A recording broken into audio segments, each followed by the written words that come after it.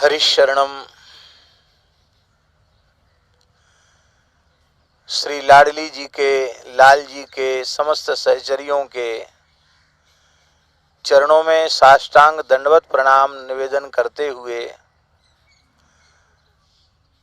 उनकी आराध्या उपास्या पूज्या गोमाता एवं उनके समस्त वंश को साष्टांग वंदन करते हुए हम सबके प्रेरणा स्रोत, मार्गदर्शक, अभिभावक, संरक्षक, एक आदर्श महापुरुष पूज्यपाद श्री बाबा महाराज के चरणों में सादर दंडवत प्रणाम निवेदन करते हुए यहाँ विराजमान सभी पूज्य संतों को हम सादर दंडवत प्रणाम निवेदन करते हैं एवं गो सेवा में लगे हुए सभी बालकों को, बालिकाओं को, सभी ग्वारियों को, सभी गोपियों को हम सादर दंडवत प्रणाम निवेदन करते हैं।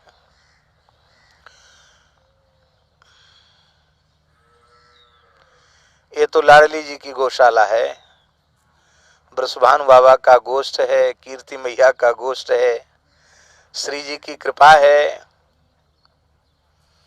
और सच्ची बात कहें तो श्री माताजी गौशाला केवल बरसाना की शोभा नहीं है, केवल प्रदेश की शोभा नहीं है, यह पूरे राष्ट्र की शोभा है।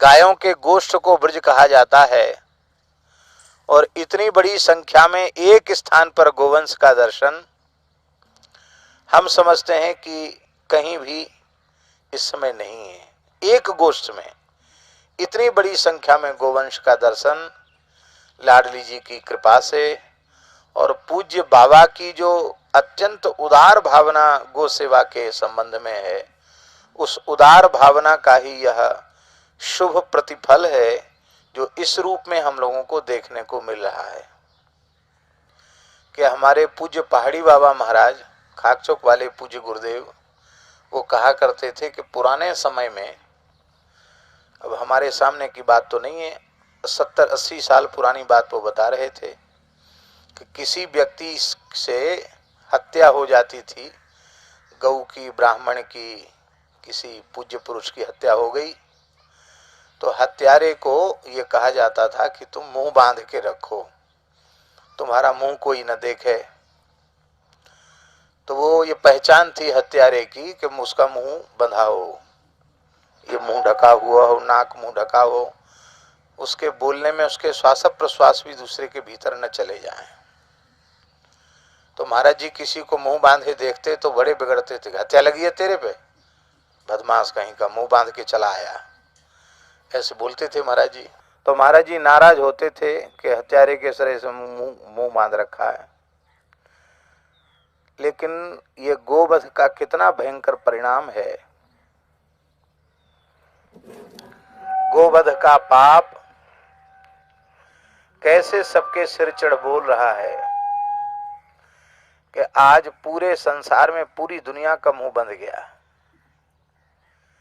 ये गोवंश की निर्मम हत्या का परिणाम है और वे गोवंश की हत्या के परमाणु जो वातावरण में व्याप्त हैं, उन परमाणुओं ने ये परिस्थिति पैदा कर दी कि आज सबको हत्यारा सिद्ध कर दिया। हमारे मुंह पर भी कपड़ा आ गया, मुसीका। मुसीका से ही हम समझते हैं कि लोगों ने मास्क शब्द निकाल लिया होगा। तो मुसीका बांधा जाता था तो मुसीका सबके मुंह में आ गया। ये गोवध का भयंकर दुष्परिणाम है। और यह बात बिल्कुल पक्की है कि देर अबेर यदि मनुष्य सुखी होना चाहता है तो उसे प्राचीन गोपालन संस्कृति की ओर वापस जाना पड़ेगा। पूज्या गोमाता की शरण ग्रहण करनी पड़ेगी, गव्य पदार्थों के आहार की प्रतिज्ञा करनी पड़ेगी और अपनी चिकित्सा, अपनी कृषि, इसको गो आधारित करना पड़ेगा कि हम यदि अपने आप को बचाना चाहते हैं, अपनी सुरक्षा करना चाहते हैं तो हमें ऋषियों के द्वारा स्थापित जो परंपरा है, गो आधारित जीवन जीने की परंपरा, चाहे वह उपासना के रूप में हो, चाहे चिकित्सा के रूप में हो, अथवा कृषि के रूप में हो, अथवा व्यवसाय के रूप में हो, हम सबके मूल केंद्र बिंदु में भारतीय वेद लक्षणा देसी गाय थी। और उसको जब तक हम लोग हृदय से स्वीकार नहीं करेंगे, तब तक इस प्रकार के संकटों से हम मुक्त नहीं हो सकते। दूसरी बात यह है कि इस भयंकर संकट ने हम सब के सामने हमारी निष्ठा, हमारी श्रद्धा, हमारी सेवा भावना का प्रश्न पत्र प्रस्तुत कर दिया है, परीक्षा पत्र। ध्यान में यही बात। इस विकट परिस्थिति में यदि हम गो सेवा कर रहे हैं समर्पित भाव से, तो ठाकुर जी के, किशोरी जी के दरबार में, उनके रजिस्टर में हमारा नाम लिख जाएगा। और ये तो ऐसी उदार चूड़ामणि है, यहाँ सेकंड, थर्ड और सप्लीमेंट्री तो कोई है ही नहीं, यहाँ तो सब फर्स्ट डिवीजन, फर्स्ट पोजीशन है। इस अवसर पर जो सेवा करेंगे उन सबको प्रथम श्रेणी में श्री किशोरी जी उनका नाम लिखेंगी, ऐसा हमें विश्वास है। तो आप सब बड़े भाग्यशाली हैं कि निरंतर गो सेवा करते हैं। या महाराज जी, बालक भी सब गो सेवा, बालिकाएं भी गो सेवा करते हैं, सब गो सेवक हैं। ऐसी परिस्थितियां भी आई कभी कि अब इस समय कौन गो सेवा करे, तो बाबा महाराज की शक्ति, उनकी प्रेरणा, सब पूरे परिकर, सब साधक उठ करके खड़े हो गए और कोई गाय भूखी प्यासी नहीं रही।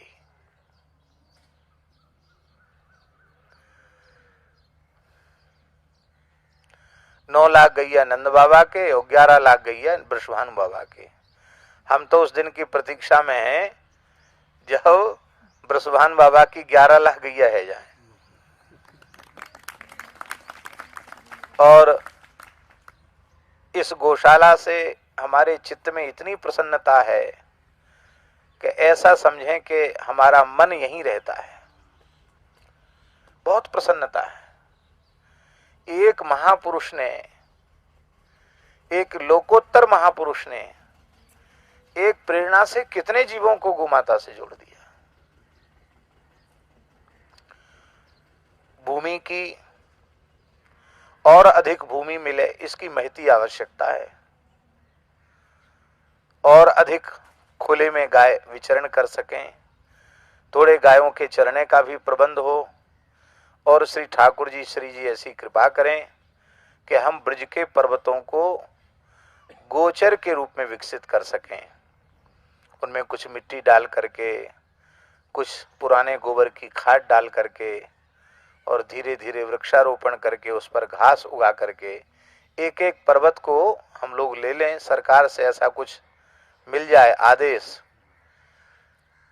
और उस आदेश को हम लोग आधार मान करके, क्योंकि बिना कुछ लिखा पढ़ी, बिना आदेश के तो कुछ भी करने लग जाओ तो अच्छे काम में विघ्न बहुत होते हैं। हमारे महाराज जी एक बात कहते थे कि विघ्नों की बहुलता ही कार्य की श्रेष्ठता को प्रमाणित करती है। ये महाराज जी के मुख से निकला हुआ, विघ्नों की बहुलता कार्य की श्रेष्ठता को प्रमाणित करती है। भगवान की प्राप्ति सबसे बड़ी है, पर भगवत प्राप्ति के पथ में कितने विक्षेप हैं, कितने विघ्न हैं अविद्या माया के। तो जो कार्य जितना श्रेष्ठ होगा उसमें विघ्न उतने अधिक आएंगे। पर जो उत्तम प्रकृति के लोग होते हैं वो जितना विघ्न आते हैं उतना उत्साह उनका बढ़ता चला जाता है, वो कभी हार मानते नहीं है। तो हमें गो सेवा से हार नहीं माननी है। और पूज्य बाबा का एक महावाक्य दास बार बार स्मरण भी करता है कि कोई मनुष्य यह अभिमान न करे कि हम गो सेवा करते हैं। पूज्य बाबा ने यही कहा था, बोले कोई गो सेवा नहीं करता है, कोई गो सेवक नहीं है। गो सेवा करनी है तो भगवान श्री कृष्ण ने, श्री बलदेव जी ने जिस पद्धति से गो सेवा की है उस पद्धति से हम गो सेवा करें तो हम विचार भी किया जा सकता है। नंगे पर ठाकुर जी ने गैया चराई, न जूता पहना, न छाता लगाया, न टोपी लगाई, और ब्रज में गोचारण किया। ऐसे नहीं किया गोचारण, गाय चारा चर के जल पी के जब विश्राम करने लग जाती तब ठाकुर जी छाक आरोगते। गाय जब तक बैठती नहीं तब तक ठाकुर जी बैठते नहीं। गाय विश्राम करती तो ठाकुर जी विश्राम करते, गाय चल पड़ती तो गाय के पीछे पीछे ठाकुर जी चल पड़ते।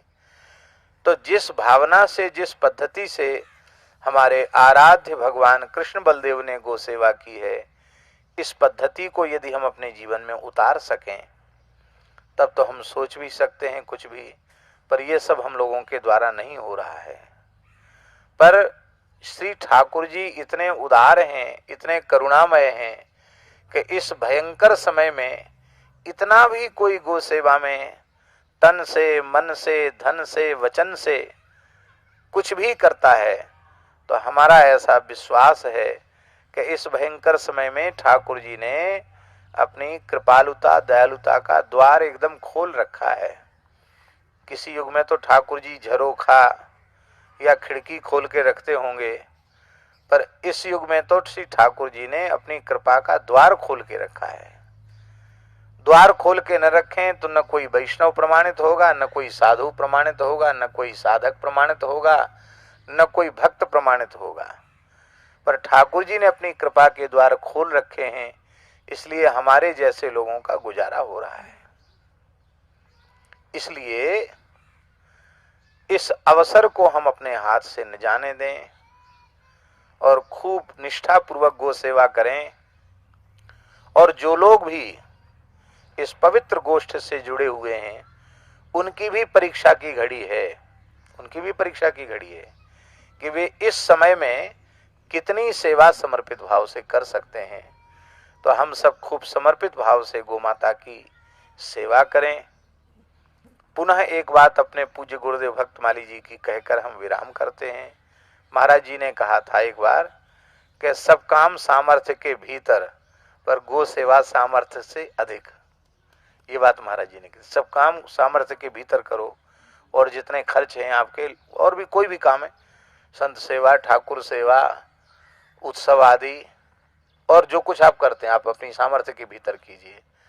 पर गो अथवा लौकिक विवाह आदि के उत्सव, मकान आदि बनाना, जो कुछ भी है, ये सामर्थ्य के भीतर करो, पर गो सेवा सामर्थ्य से अधिक करनी चाहिए। गाय कभी किसी का उधार नहीं रख सकती।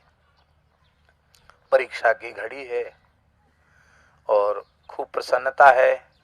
हम तो पूज्य गोमाता के चरणों में प्रार्थना करते हैं कि हम सबकी निधि, इस ब्रज की शोभा, पूज्य बाबा महाराज दीर्घ काल तक खूब स्वस्थ रहें, खूब प्रसन्न रहें, उनके दर्शन का लाभ और उनकी मंगलमयी वाणी हमको सुनने को मिलती रहे। हमारो धन राधा श्री राधा, श्री राधा, हमारो धन राधा श्री राधा, श्री राधा, जीवन धन राधा श्री राधा, श्री राधा, जीवन धन